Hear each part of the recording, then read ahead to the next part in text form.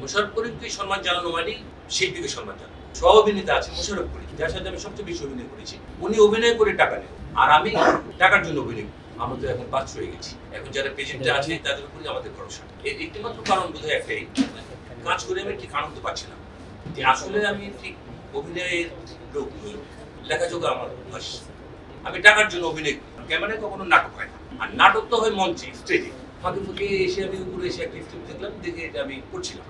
পরে দেখলাম যে ভালো, বেশ গল্পটা সমকালীন, মানে আমাদের সময়ের কথা পাওয়া যাচ্ছে। এক্সট্রিম মশার কয়েল প্ল্যান্ট ফাইবার দিয়ে তৈরি, তাই সহজে ভাঙে না, সুগন্ধিযুক্ত ও নিরবিচ্ছিন্নভাবে জ্বলে। ডেঙ্গু, চিকুনগুনিয়া বাহি সহ যে কোনো মশার বিরুদ্ধে দেয় এক্সট্রিম সুরক্ষা। কাজ করে আমি ঠিক আনন্দ পাচ্ছি না। আনন্দ পাচ্ছি না বলতে বুঝেছি যে আমাদের গ্রামের একটা চিত্র কথা আমার মনে পড়ছে। ওই খেরের বাছুর দিয়ে আপনার গায়ের দুধ বানাতো, ঠিক আছে? তো বাছুরটা তো মারা গেছে, খের দিয়ে বাছুরটা বাড়িয়ে দামি বাছুর। তো গরুটা তখন তাকে লেমন করছে আর আরেক দিক থেকে সে দুধ বানাচ্ছে। মানে আমার অবস্থাটা ঠিক ওরকমই হয়েছে যে আমি একটা খেরের বাছুরের মতো কাজ করছি, আমি একটা জ্যান্ত বাছুরের মতো লাভ চাপ দিতে পারছি না। এইসব কারণে বোধহয় আমি একটু দূরে সরে গেছি। আর আরেকটা কথা আমি এখানে বলতে চাচ্ছি যে আসলে আমি ঠিক অভিনয়ের লোক নই বলতে বুঝেছি যে অভিনয়ে আমার প্যাশন ছিল না। আমার প্যাশন হলো লিটারেচার, লেখাযোগা আমার অভ্যাস। আমি এখানে এসেছি আসলে বলতে দ্বিধা নেই, লজ্জারও বিষয় নয়। আমি টাকার জন্য অভিনয় করি। আর আমার একজন সহ অভিনেতা আছে মোশাররফ করিম, যার সাথে আমি সবচেয়ে বেশি অভিনয় করেছি। উনি অভিনয় করে টাকা নেন, আর আমি টাকার জন্য অভিনয় করি। এখানে কোথায় একটা গ্যাপ থেকে গেছে। তারা হলো দুজনে আমরা অসংখ্য কাজ করেছি এবং ওই সমস্ত কাজের কিছুটা বার্তা আপনারা পেয়েছেন বা পেয়ে থাকবেন। আর এখনকার কাজগুলো যে আমি দেখি না তা না, এখনকার নাটক। আরেকটা কথা আমি বলতে চাই যে নাটক এই শব্দটি আমি এখানে বলতে চাই না, কারণ ক্যামেরায় কখনো নাটক হয় না। নাটক এই শব্দটা আমরা ব্যবহার করে আমরা আরো পিছিয়ে পড়েছি এই জায়গা থেকে, কারণ এটা আসলে সিনেমা। ক্যামেরায় যেহেতু এটা কাজ হয়, এটাকে টোটালটাই এটা প্রামাণ্য চিত্র হোক, এটা ডকুমেন্টারি হোক, এটা তথ্যচিত্র হোক, যে নামে আমি তাকে উপাধি দিতে দিই না কেন, হলো সবকিছুই সিনেমা। আর নাটক তো হয় মঞ্চে, স্টেজে। টেলিভিশনে যে ওরা দেয় যে ধারাবাহিক নাটক, এই শব্দটা আসলে ঠিক না। এটা হতে পারতো যে একটি টেলিভিশন চিত্র। নামের ক্ষেত্রে এটা দিয়েছে যারা মঞ্চে কাজ করতে সময় আমাদের প্রবীণ, আমাদের অগ্রজ শিল্পীরা যারা, তারা আসলে হয়েছে কি, যখন আমরা ভালো নাটক দেখেছি তখন কিন্তু বাংলাদেশে এরকম মঞ্চ ছিল না, এরকম থিয়েটার ছিল না। যখন ভালো মঞ্চ আসলো, যন্ত্রপাতি আসলো, থিয়েটার নতুন নতুন করে দেওয়া হলো, কিন্তু তারপরে আমরা নাটক পাচ্ছি না। কারণ ওখানে যাদের থাকার কথা ছিল তারা সব মিডিয়াতে চলে আসছে। কারণ মিডিয়াতে অনেক টাকা পয়সার ব্যাপার আছে, অনেক, এটা তো আপনারা সবাই জানেন। এখন মঞ্চটা এখন একটু ফাঁকা হয়ে গেছে। মঞ্চটা কি বলে, এক পর্যায়ে আমার কাছে মনে হয় যে মঞ্চ বলে একটা জিনিস আছে, এটা বোধহয় থাকবে না। তো একটা বড় ধরনের কাজ করেছি বাংলাদেশের মঞ্চ, সেটা হলো যে কিছু বিদেশি নাটকের সাথে আমাদের পরিচয় করিয়ে দিয়েছি। আর বাকি বাংলাদেশের যে নাটক, যে আমি দাবি করতে পারবো যে এটা বাংলাদেশের নাটক, সেরকম উল্লেখযোগ্য কোনো নাটক আমার চোখ পড়েনি। যে আসলে আমাদের বাংলাদেশে হয় কি, মানে অনেকগুলো কালচারাল টেরোরিস্ট গ্রুপ আছে। এই গ্রুপগুলো হয়েছে কি জেনারেশন পর জেনারেশন ধ্বংস করে দিচ্ছে।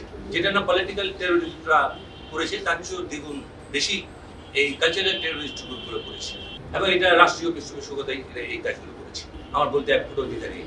আমার সন্দেহটা সেখানেই যে আমরা এখন যা দেখছি, আসলে ওরা শুধু আমাদেরকে দেখাচ্ছে আর শোনাচ্ছে। আমাদেরকে শুধু ওরা দেখাবে আর শোনাবে, মানে আমাদের মগজে যে একটা মানে বিকিরণ আছে, একটা কিরণ করবে, একটা আন্দোলিত করবে, ওই জায়গাগুলো ওরা ঝিঁচে বিদায় করে দিয়েছে। যার ফলে বোধহয় ওখান থেকে আমরা একটু সরে এসেছি এবং আমাদের মানে যা আমরা পেতে চাই সেটা পাচ্ছি।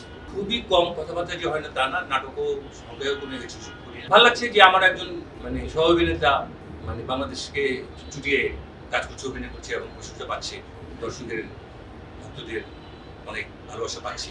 তো এটা তো শুধু মোশাররফ করিমের একার একটা বিষয় নয়। মোশাররফ করিমকে সম্মান জানানো মানে শিল্পীকে সম্মান জানানো। সেই অর্থে আমিও অনেকটা গর্বিত।